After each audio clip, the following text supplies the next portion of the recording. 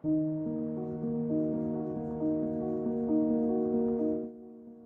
ini dibuka dengan menampilkan seorang wanita yang pulang dari kerjanya dan memasuki sebuah apartemen menuju ke kamarnya.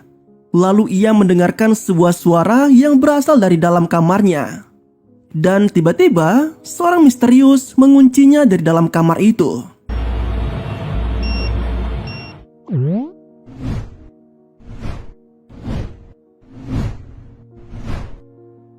Cerita ini akan berfokus ke seorang wanita bernama Cho.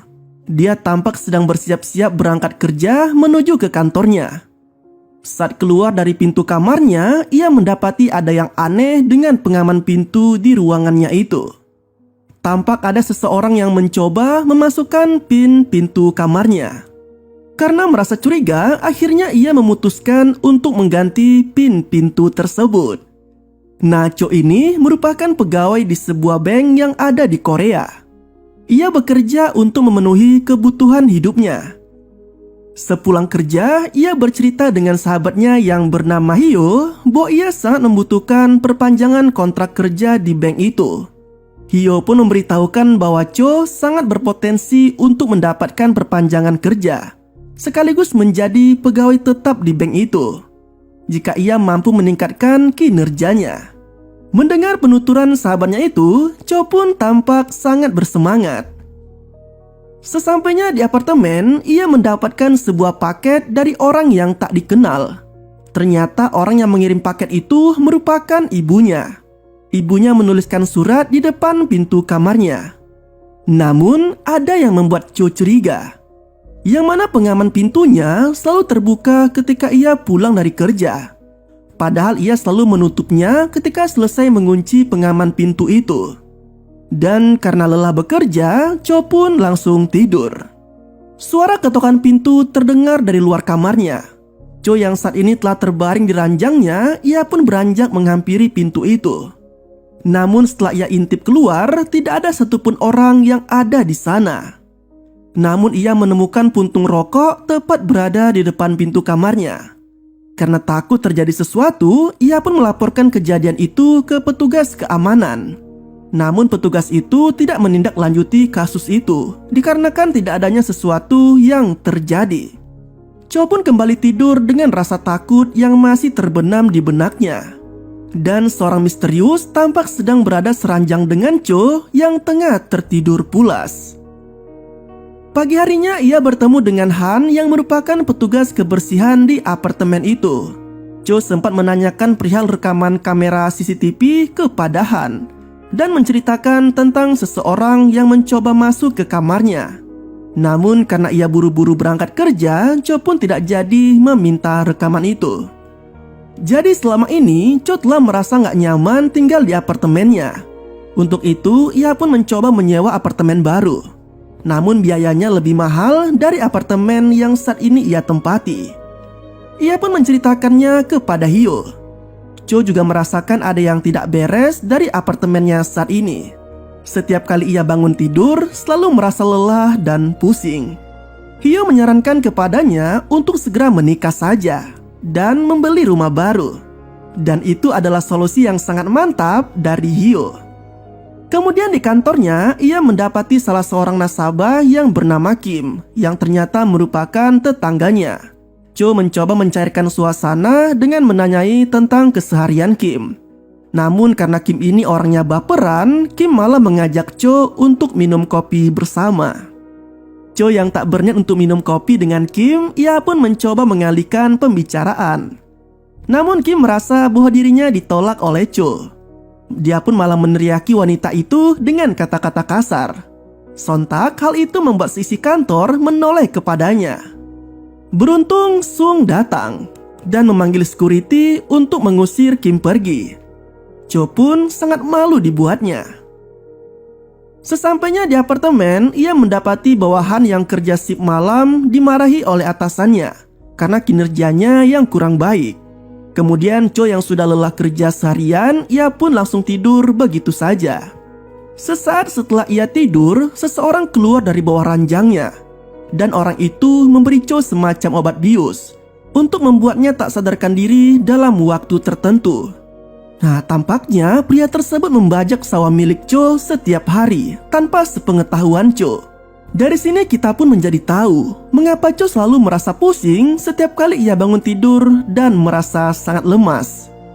Kemudian sesampai di kantornya, Cho dipanggil oleh atasannya yang mana atas kinerjanya yang baik, Cho pun menjadi pegawai tetap dan gajinya pun dinaikkan. Saat lembur kerja, ia mendapatkan sebuah panggilan dari orang yang tak dikenal. Namun Cho tak mengangkatnya. Di tepi jalan, Kim kembali mendatangi Cho dan kali ini ia mengajak Cho untuk pulang bersamanya. Karena tak ingin terjadi sesuatu padanya, Cho pun menolaknya. Namun Kim menahan Cho dengan tangannya dan memaksanya untuk pulang bersama-sama. Beruntung Sung datang dan mengancam Kim jika ia berani mendekati Cho lagi. Cho pun diantar oleh Sung ke apartemennya. Singkat cerita, Cho telah sampai di apartemennya. Namun listrik yang ada di kamarnya tiba-tiba mati dan seseorang mengetuk pintu dari luar. Ternyata orang itu adalah Sung yang mengantarkan dompet Cho yang tertinggal di mobilnya. Karena melihat bahwa lampu di ruangan Cho mati, Sung mencoba mencari tahu penyebabnya. Dan setelah diselidiki, ternyata saklar terminal utama yang ada di ruangan itu mati. Nah, setelah berhasil menghidupkan lampu, Cho pun merasa berterima kasih karena Sung telah membantunya. Cho pun menawarkan kopi kepada Sung. Saat Sung sedang cuci tangan, Cho mempertanyakan bagaimana Sung bisa tahu nomor apartemen miliknya. Padahal ia sama sekali tidak pernah memberitahukan kepada Sung. Belum sempat menjawab, Cho keburu pergi karena merasa takut terhadap Sung dan meninggalkan Sung yang berada di kamarnya. Ternyata Cho memanggil polisi untuk datang ke ruang apartemennya. Saat pintunya dibuka, secara misterius Sung tergantung di depan pintu dan dalam kondisi yang tak bernyawa. Karena kejadian itu, Cho diinterogasi oleh polisi dan justru dituduh melakukan skenario pembunuhan kepada Sung. Beruntung petugas tidak menemukan adanya barang bukti yang digunakan untuk membunuh Sung, sehingga Cho pun tidak jadi dipenjara. Pagi harinya, Cho dipanggil oleh atasannya dan karena kejadian semalam, Cho pun diberhentikan dari pekerjaannya. Sesampainya di apartemen, ia meminta kepada Han untuk memperlihatkan rekaman kamera CCTV. Namun, ia tak menemukan apapun. Karena merasa takut, ia pun meminta Han untuk memeriksakan ruangannya. Namun, tak menemukan apapun yang mencurigakan. Kemudian saat Cho bersih-bersih kamar, ia menemukan sebuah kunci pintu yang ada di bawah ranjangnya. Ia pun mencoba mencari pemilik kunci itu dengan memeriksa setiap kamar yang ada di apartemen itu. Dan saat ia menemukan pintu yang cocok dengan kunci kamar yang ia temukan, ia mendapati bahwa pemilik ruangan itu sudah tidak ada. Cho pun meminta bantuan Hyo untuk menyelidiki kasus yang sedang dialaminya. Hyo menyebutkan bahwa ada dua kemungkinan orang yang masuk ke dalam ruang kamar Cho, yaitu pemilik kamar yang ia temukan atau Han, petugas kebersihan yang memiliki duplikat kuncinya. Dalam data yang diselidiki oleh Hyo menunjukkan bahwa orang itu selalu membeli barang yang sama dan di jam yang sama pula, dan itu setiap harinya. Cho pun menyelidiki orang itu. Ia pergi ke supermarket tempat orang tersebut membeli barang setiap harinya. Mereka berdua lalu menunggu orang itu, lalu ada satu orang yang membeli dengan harga yang sama, seperti target yang mereka cari. Mereka pun mengikutinya. Namun karena jalannya bercabang, dengan terpaksa mereka pun berpisah. Cho melihat sampah makanan yang dibeli pria tadi di sebuah penginapan yang sudah terbengkalai. Ia pun mencoba masuk ke dalam apartemen yang sudah tak terpakai itu. Namun pintunya terkunci. Kemudian ia mencoba memasukkan pin secara acak, namun gagal. Hingga pada saat ia mencoba memasukkan pin miliknya, pintu tersebut pun terbuka. Cho menemukan sesuatu yang mengejutkan yang mana ada seorang wanita yang disekap dalam keadaan yang mengenaskan. Dalam keadaan panik, Cho mencoba menghubungi polisi. Namun di saat bersamaan, pemilik rumah itu pun datang. Sementara itu, Hyo berhasil mengejar orang yang membeli makanan tadi. Namun ternyata orang tersebut bukanlah target yang ia cari. Kembali ke Cho, ia bersembunyi di bawah ranjang sementara orang misterius itu memberikan obat bius ke wanita yang disekapnya. Kemudian Cho melihat orang tersebut memotong tangan wanita itu dengan sebuah gergaji. Cho yang melihat itu sangat ketakutan dibuatnya. Cho pun lari dari ruangan itu dan aksinya diketahui oleh pria misterius tersebut. Dan pria itu pun mengejarnya. Dengan sekuat tenaga, Cho berlari menjauh dari pria itu. Sialnya pria itu menemukan Cho yang sedang bersembunyi. Beruntung, Hyo pun datang tepat waktu dan menabrak pria tersebut dengan sebuah gerobak. Sesaat setelah itu, polisi pun datang. Dan pria bertopeng itu pun pergi. Kemudian detektif Lee meminta bukti dari cerita yang diceritakan Cho kepadanya. Namun Cho hanya bisa mengatakan bahwa pria itu memiliki sebuah arloji kuno yang tepat ada di tangannya. Dengan petunjuk tersebut, Lee sangat kesulitan menemukan pelakunya. Kemudian petugas menemukan jasad wanita yang telah dimutilasi oleh si pelaku. Kali ini kepolisian menjadikan Kim sebagai tersangka dalam kasus pembunuhan serta penyiksaan terhadap jasad wanita yang telah ditemukan oleh polisi. Detektif Lee mulai menginterogasinya dengan berbagai pertanyaan. Kim tampak terpancing dengan pertanyaan itu. Ditambah lagi ia juga memakai arloji persis seperti dengan apa yang diceritakan oleh Cho. Dengan berdasarkan interogasi yang telah ia lakukan, Lee memberitahukan kepada Cho bahwa sepertinya memang Kimlah orang yang melakukan tindak kejahatan itu. Polisi akan melakukan tindakan jika Kim terbukti bersalah. Karena polisi belum menetapkan tersangkanya, Cho yang tak ingin terjadi sesuatu pada dirinya nanti, ia pun pindah apartemen. Sementara itu, Kim tampak menemui Han untuk mencari tahu tentang keberadaan Cho saat ini. Namun Han tak memberitahukannya. Malam harinya, Cho mendapatkan sebuah paket yang berisikan ponsel miliknya yang jatuh tempo hari, dan dalam ponsel tersebut seseorang mengirimi sebuah gambar Cho yang sedang tertidur. Sesaat setelah itu, Cho mendapatkan panggilan video dari Hyo. Namun ternyata yang melakukan panggilan tersebut merupakan pria misterius yang telah berada di kamar Hyo. Mengetahui bahwa sahabatnya sedang dalam bahaya, Cho pun berlari menuju ke apartemen sahabatnya itu. Pintu apartemen tersebut terkunci. Selang beberapa saat, seorang pemuda membukakan pintu dan keluar.